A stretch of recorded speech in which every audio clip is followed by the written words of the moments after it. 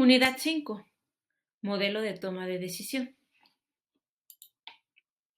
El cambio más profundo y el que es capaz de dejar huellas es aquel que viene desde dentro, a partir de un proceso de introspección que conecta con el entorno para transformarlo.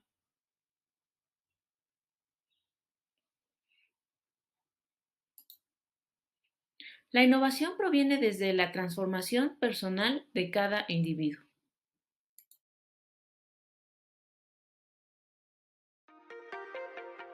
I'm Grant Imahara. Along with Wired Brand Lab and Mauser, I'm traveling the world, exploring the ways people and companies are using innovative technologies and shaping smarter cities. I'm here in Tokyo.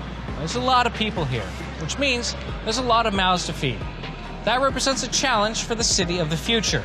Tokyo-based Mirai has taken the idea of a traditional farm and literally turned it on its side. They control all the conditions here, so you don't have to have perfect soil or perfect weather or even sunlight.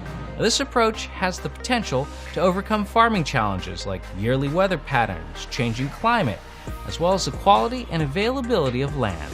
What are some advantages that the Mirai vertical farm has over a traditional farm?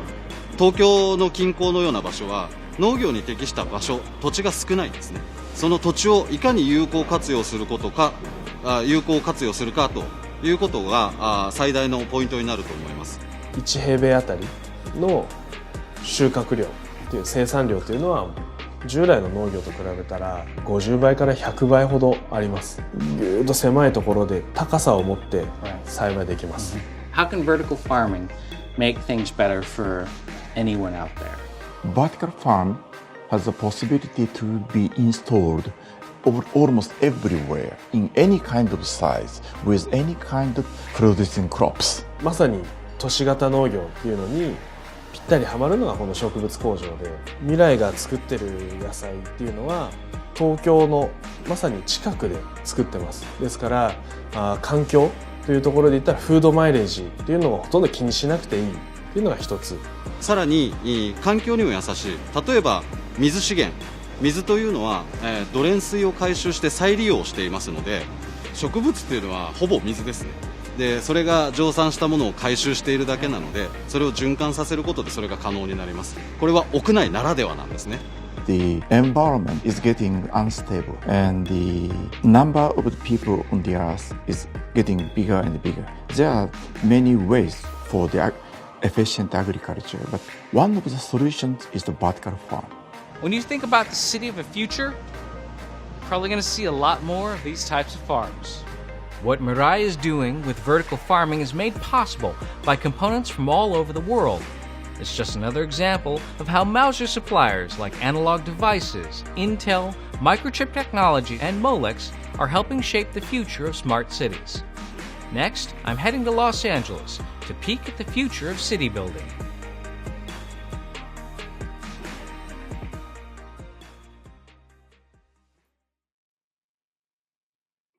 Cuando se habla de innovación, probablemente lo último que se venga a la mente es que las personas juegan un papel fundamental. Sin embargo, son ellas las que generan las situaciones a resolver y son las que validan las propuestas que se le presentan. Veamos el siguiente video. ¿De dónde consideras que proviene la idea de innovación que se presenta en el video? ¿Qué consideras que se hizo para saber que se requería innovar de acuerdo con la propuesta que se muestra en el video? ¿Crees que la conexión con el entorno es una parte relevante para crear innovación? ¿Por qué?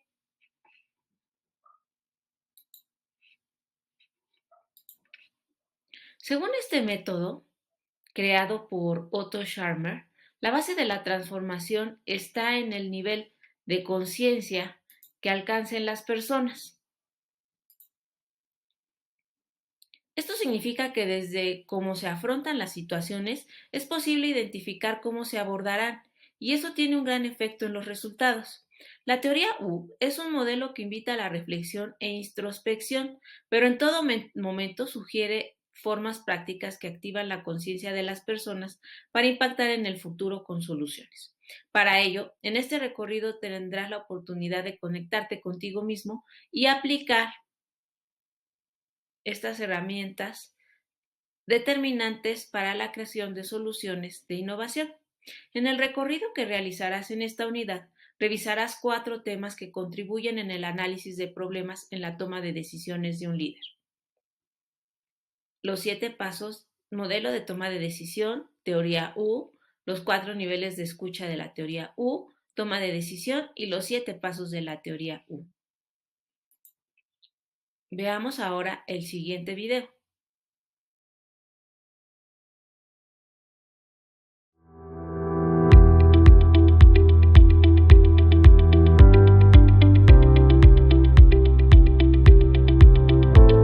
Hola a todos, soy Carlos Urunay. Estamos en 360 segundos de Centro Católica con Jorge de Bros, profesor de esta casa de estudio. Jorge, la teoría U. ¿En qué consiste la teoría U? El tema de la teoría U, básicamente lo que ellos proponen es de que el ser humano normalmente aprende de sus experiencias pasadas. El pasado nos enseña para modelar hacia el futuro. Exacto, uno aprende el pasado y más o menos en base a eso uno crea modelos mentales, paradigmas, valores, principios, filtros mentales y en base a eso uno ve el presente y proyecta de alguna manera. Pero proyecta si uno se pone a pensar en una forma un poco en la neblina, en la oscuridad, porque el futuro nadie lo conoce, obviamente, ¿no? Y sobre todo en unos tiempos como los actuales, en que los cambios son pues totalmente rápidos, geométricos, inmensos a veces. Exacto, ¿no? Hay tecnologías disruptivas que cambian la regla de juego totalmente, no solamente en las empresas, sino en la sociedad. Entonces se vuelve importante tratar de alguna manera desarrollar un instinto. Toda la gente tiene algo, algunos le llaman el sexto sentido, en inglés se le llaman los gut feelings, ¿no? Es un poco el poder oler e imaginarse qué es lo que va a pasar. Es interesante lo que dice, es decir, si el pasado es lento y el presente es rápido y el futuro va a ser más veloz, ¿por qué proyectamos el futuro en base a la lentitud del pasado? Y sin embargo, mucho. Ahí está justamente, de ahí sale la teoría U. O sea, lo que sucede, lo que ellos están diciendo es de que cuando uno aprende solamente del pasado, uno crea una caja, unos límites, los que se llaman modelos mentales y paradigmas, bajo los cuales todo tu razonamiento, todos tus pensamientos y tus decisiones y tus soluciones a los problemas se basan en ese aprendizaje pasado. Y en un mundo que cambia tan rápidamente y en una forma tan disruptiva, es ilógico hasta cierto punto. No, porque no hay nada mejor, pues no. O sea, la cuestión es entonces, ¿qué hacer? Entonces, ellos lo que proponen es de que ellos utilizan un término que se llama aprender del futuro emergente. Entonces uno, ¿cómo puede aprender de algo que todavía no ha pasado? Y encima emergente. Pero ¿no? por eso le ponen esa palabra emergente, porque quiere decir del futuro cercano, o sea, algo que todo el pasado y el presente, entonces nos dan ciertos indicios sobre qué es lo que está emergiendo. Hay una pregunta, Jorge, yo proyecto en función a lo pasado y tengo una herramienta llamada memoria que casi me empuja a hacerlo así. Exacto. ¿Cómo lograr proyectar a partir del futuro emergente? ¿Cuál es la herramienta que te permite facilitar ese proceso? Exacto, y ahí es donde vamos. Y ahí, por eso viene el nombre de teoría U. Porque la teoría U es básicamente es teoría y después viene una U. No tiene que ver nada con el equipo de fútbol. Entonces, para los hinchas de la U se piñaron, como dicen acá los jóvenes. La teoría U lo que quiere decir es la forma, justamente. O sea, la U es como que el proceso mental. Es la forma de que ellos sugieren de que debe ser nuestro proceso mental. La superficie de la U, la parte más alta de la U, está representando la superficie de nuestra capacidad mental. Si queremos llamarlo nuestra conciencia. ¿Okay? Y te sumerges. Nosotros somos seres conscientes, ¿no es cierto? Entonces se sumerge. Entonces, conforme se va sumergiendo, y uno va cada vez penetrando más en procesos cognitivos que son los que hasta ahora la gente conoce, conforme uno se va sumergiendo más y más y más y más y más, uno llega, y lo ideal, lo que la teoría U propone, es llegar a un punto que se llama el blind spot, el punto ciego. ¿Y por qué se llama el punto ciego? Porque no lo puedes ver. Entonces el tema es cómo te vas a meter tanto para llegar hasta el punto ciego. Ese punto ciego Es el punto de inflexión. es el punto de inflexión. Una vez que llegas ahí, ahí es donde se desarrolla, según esta teoría, la creatividad y la innovación. Sobre todo cuando se rompen los paradigmas y sales de la caja y miras fuera de esos filtros mentales y modelos mentales que has creado. El punto ciego activa la creatividad. Y nuevamente emerges. emerges para solucionar el problema que tienes en las manos, en base al futuro emergente. Entonces, mientras más investigues, la U se prolonga. No es tanto investigar el problema, el tema es meterte dentro de tu consciente. Y ahí entra entonces el tema de cómo te metes dentro de tu propia mente. Y Jorge de Bró hoy día nos presenta la teoría U, es decir, proyectar el futuro, primero sumergiéndose uno, llegando a un punto ciego y emergiendo luego de ese proceso mental en donde están los prejuicios, las emociones y todo aquello que nos hace distintos como seres humanos. Y lo dijo en 360 segundos de Centro Católico.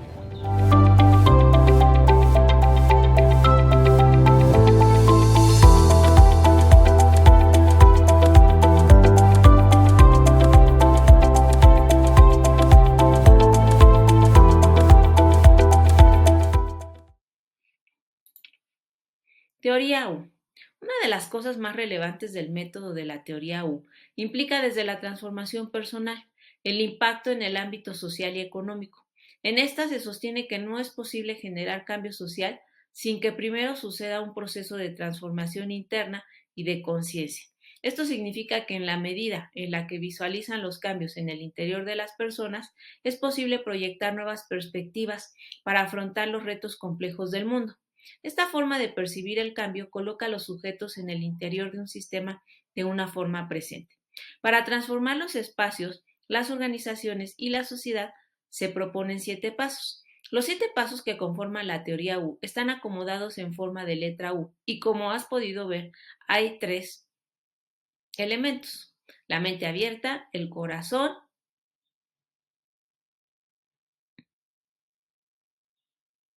y la voluntad abierta. El corazón abierto y la voluntad abierta. Teoría U. 1. Descargar patrones del pasado. 2. Ver con una nueva mirada. 3. Empatizar desde el campo. 4. Transformar, conectar con el origen. 5. Cristalizar visión e intención. 6. Crear un prototipo de lo nuevo a través de conectar la cabeza, el corazón y las manos. 7. Desplegar desde la totalidad. Analiza detalladamente este organigrama, este organizador gráfico. Foro, conectar. Construye un espejo que te permita mirar más allá de lo que conoces. Escribe todas las palabras que se te vienen a la mente cuando piensas en el siguiente problema: personas con cáncer. Una vez que todos tus compañeros hayan escrito las palabras en el foro, comenta al menos las participaciones de 2 de tus compañeros con lo que piensas sobre las palabras que escribieron.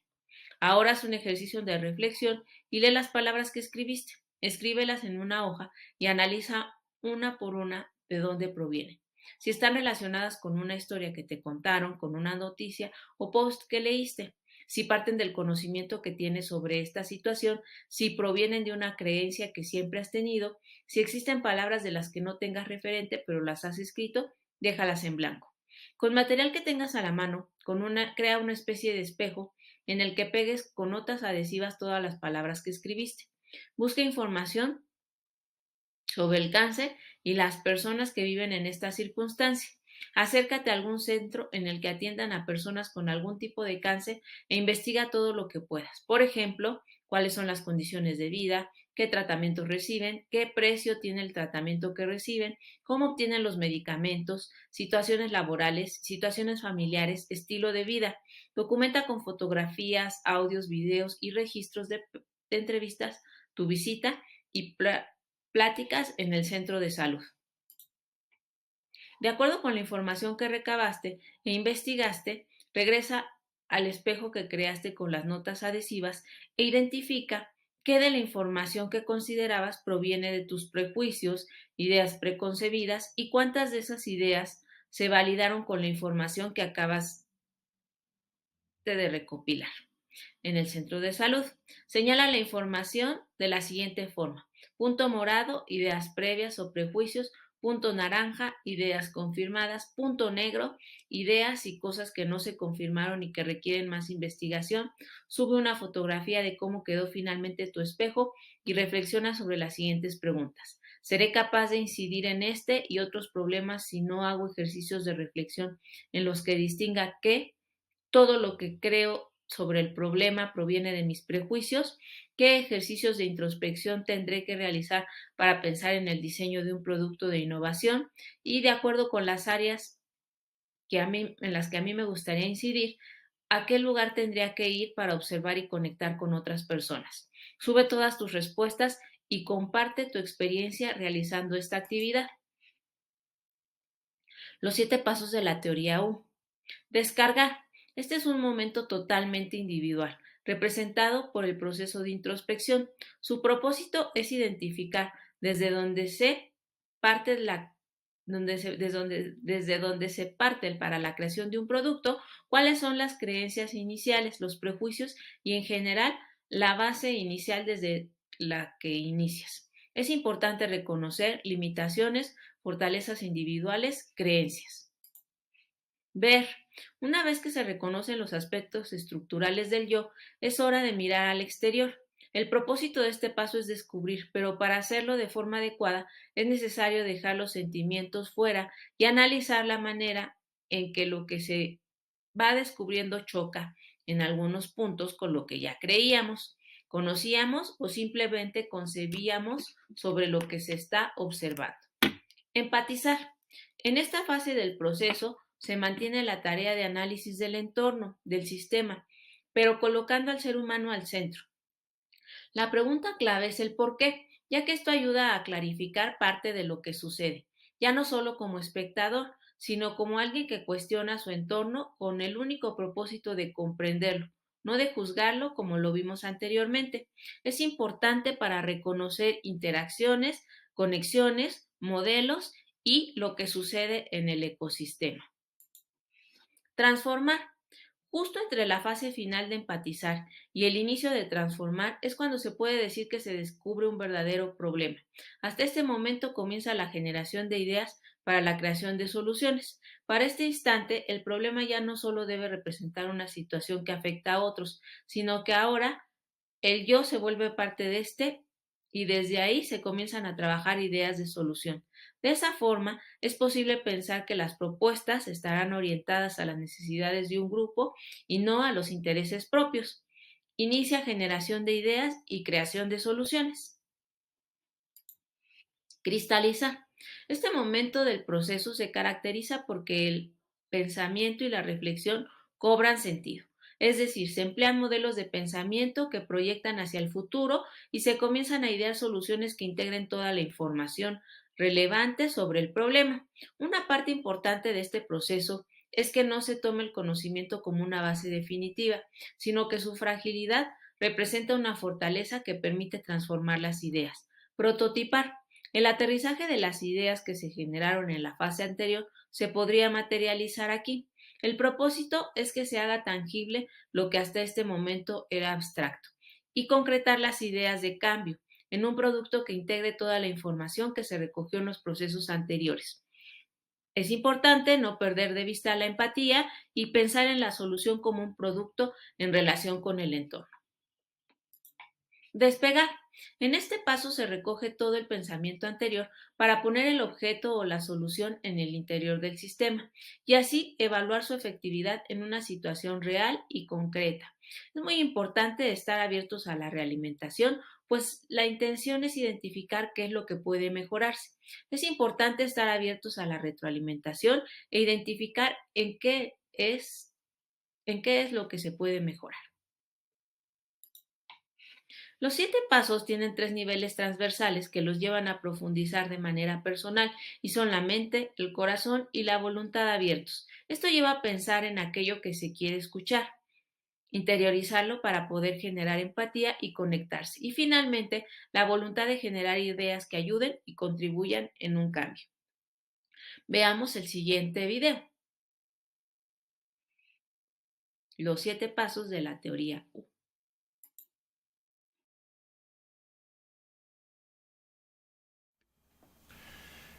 La teoría U nos propone 7 pasos para transitar por niveles de atención individual y colectiva más profundos.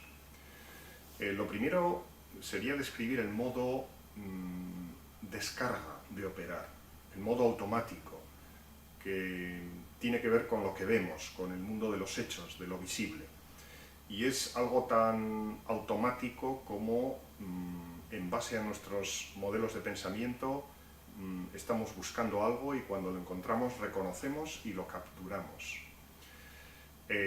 Ese modo descarga tiene que ver con toda la cantidad de percepciones, de acontecimientos que vivimos a lo largo del día y que nos hacen movernos en un modo reactivo ante esa sucesión de acontecimientos y percepciones.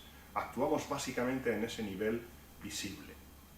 Ese modo descarga básicamente opera con un modo de confirmación de nuestros modelos mentales y patrones de pensamiento.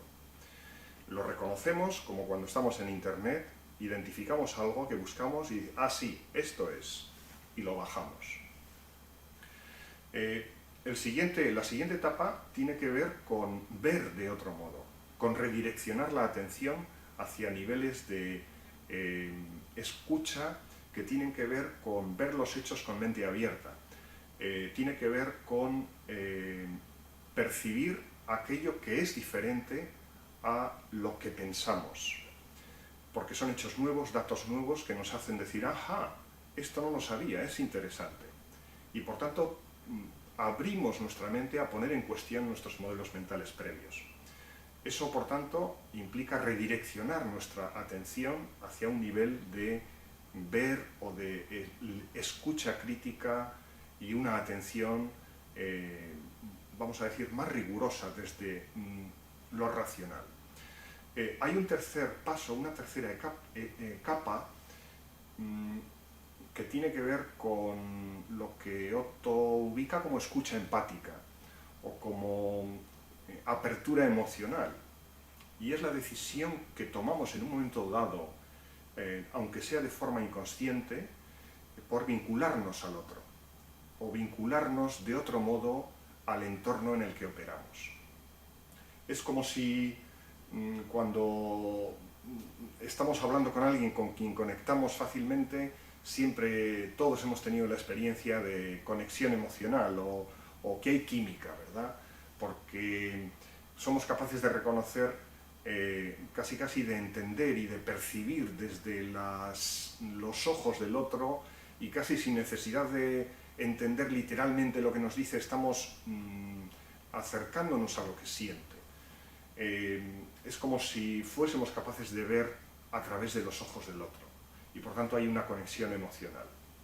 Esa tercera capa es lo que Otto ubica como percibir el entorno y aquellos con quienes estamos operando. Lo opuesto a eso sería lo que podríamos decir la actitud de optar por distanciarte del otro. Desde una posición, digamos, de emisión de juicios en los que nos colocamos a distancia. Pero hay una cuarta capa que lo asocia él con lo que llama un nivel de escucha generativa. Y eso no es fácil de entender o de explicar racionalmente, pero sí que en cierto sentido todos hemos vivido alguna vez una sensación de que hemos estado compartiendo, dialogando, charlando sobre alguna cuestión que nos importa con otros, y a posteriori hemos identificado una sensación como de que después de este rato de diálogo o después de escuchar esto, no soy como antes. Hay algo que ha cambiado en mi forma de ver el futuro, de ver la posibilidad de futuro que se abre. Porque estoy entendiendo de otro modo, estoy, digamos, percibiendo con otro grado de profundidad una determinada realidad desde perspectivas o ángulos que antes desconocía.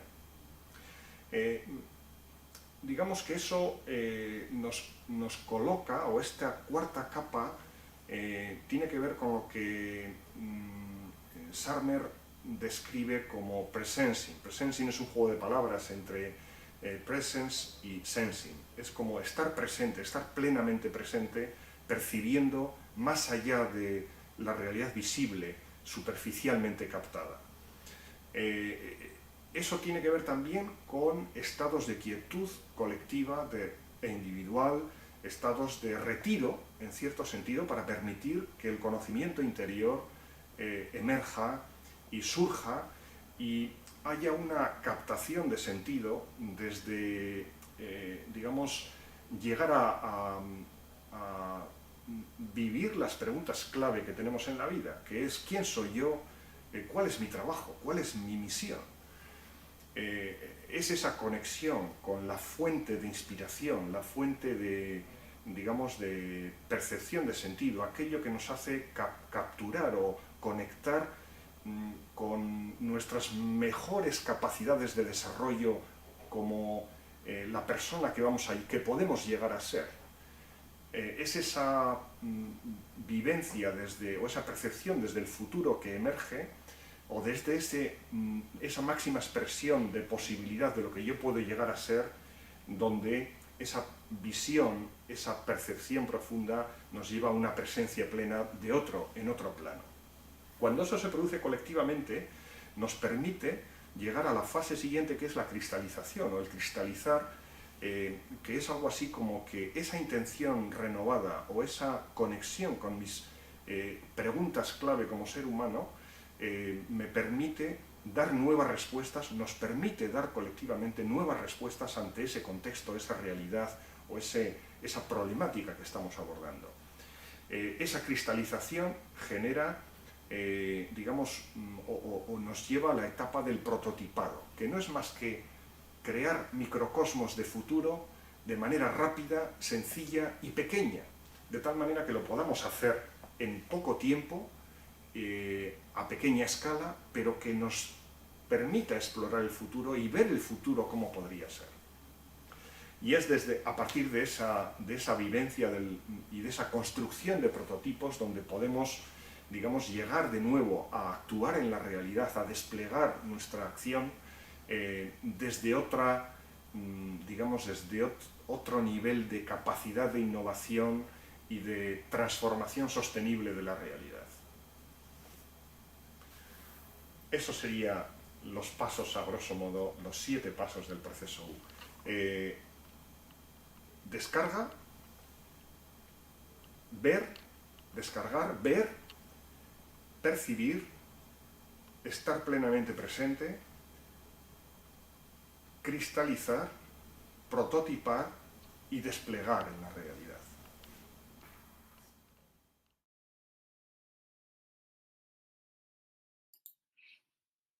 Los 4 niveles de escucha. El liderazgo implica una escucha atenta y ser capaz de conocer a cada una de las personas con quienes interactúa. De acuerdo con la teoría U, el líder establece los 4 niveles de escucha para conectar con las personas y llegar a la toma de decisión que les permitirá generar un cambio.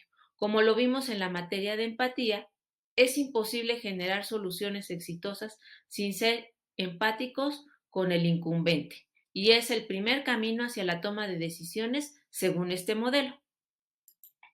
Los 4 niveles de escucha. Nivel 1. Descarga. Cuando estamos en una conversación, solemos escuchar aquello que ya sabemos. Nos enfocamos en ello ya que nos permite identificar, confirmar y emitir juicios de lo que ya conocemos previamente. Por ello, descargamos lo que ya tenemos. Nivel 2. Hechos.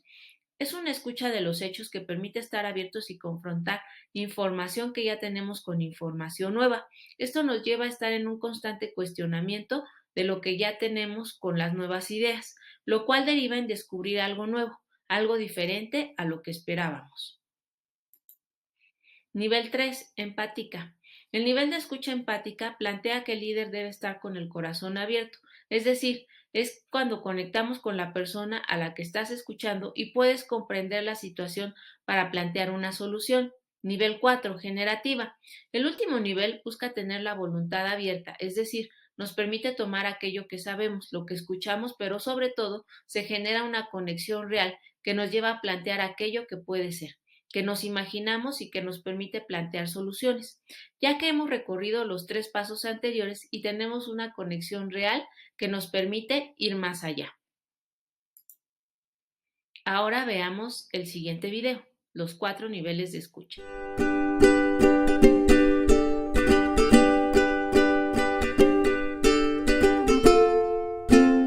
Well, we found for years that one of the highest leverage focuses for any of us is to learn what it means to be a good listener. And there's a series of stages in this.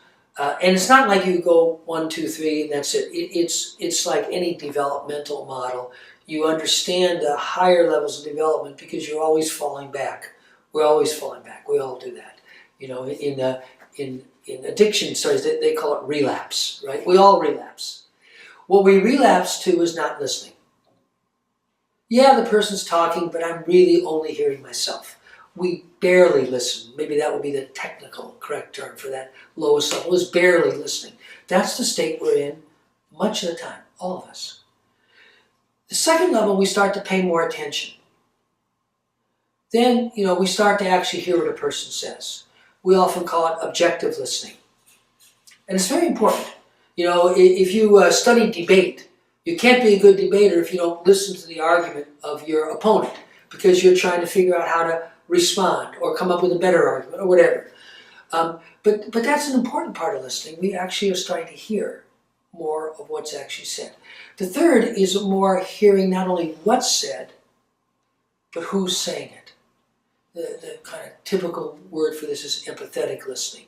So I'm not only hearing your words, I'm hearing you, the person speaking the words. I'm starting to feel, oh, well, you said this, but boy, the feeling I get is you're really sad about this situation. So that's a very important step in listening. And it's when we really are starting to listen, you might say, more fully, cognitively and emotionally. And it's not just the empathy we hear. We hear the words and we hear the person. So empathetic listening is probably a little bit technically incomplete. But you get the idea. As I say, it's hearing what the person says and whose the person is. Because we're always interested in these dynamics at the individual and collective level, the fourth level of listening is always hard to explain in words because there's no simple English expression that kind of gets at it. But it's basically the whole listening to the whole. When a group starts to listen at all those levels, and it's hearing the group. It's hearing what the whole is trying to say, not just what the individuals are trying to say.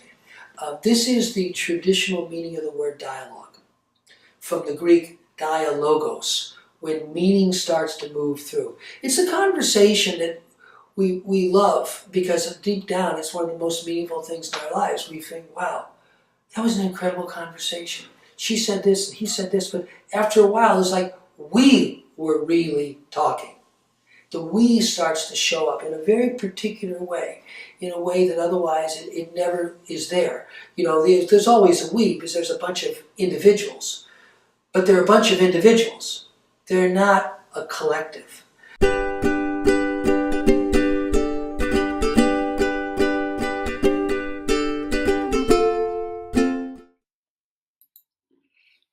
Toma de decisión. Una vez lograda la empatía, podemos mover a las personas, es decir, a enfocar sus esfuerzos en el desarrollo de metas comunes que contribuyan al logro de una meta. Esto implica el plantearse un objetivo evaluando las alternativas posibles. Como puedes ver, la teoría U ayuda al creador de soluciones al planteamiento de las metas, ya que a través del análisis y el establecimiento de las posibilidades se delimitan cuáles son las mejores alternativas en la toma de decisiones. Para la toma de decisiones a partir del método propuesto en la teoría U, se requiere transitar por una serie de pasos que representarán al líder en determinar cuál es la correcta para el momento en el que se encuentra y está integrada por los siguientes pasos. Recuerda que como creador de soluciones es importante la toma de decisiones que guíen y orienten a tu equipo en el desarrollo de metas en común. Asimismo, ten en cuenta que es posible que durante la ejecución de la toma de decisiones identifiques riesgos que te permitan cambiar el rumbo y ajustar la decisión. Tener un plan que permita visualizar un panorama general a largo plazo y que ayudará a guiar y encaminar todos los esfuerzos en la consecución de este. Definición del problema o situación, ya que cuanto más esté definido con todos sus elementos, será más sencillo en saber hacia dónde enfocar los esfuerzos. Búsqueda de información, la cual consiste en la recopilación de la información sobre el problema o situación por solucionar, es decir, que entre más conozcas de él, será mejor. Planteamiento de alternativas, donde resulta importante el identificar dos o más posibles soluciones del problema. Es importante no limitarse a una solución y ser lo más creativo. Valoración de las alternativas, que permite identificar las ventajas y desventajas de cada uno de los planteamientos que has realizado. Algunos de los aspectos que permiten la evaluación son las metas del líder, la visión y valores, la visibilidad a largo plazo e identificar cuáles son las consecuencias de su aplicación. Veamos el siguiente video y analiza los aspectos que se señalan en las preguntas.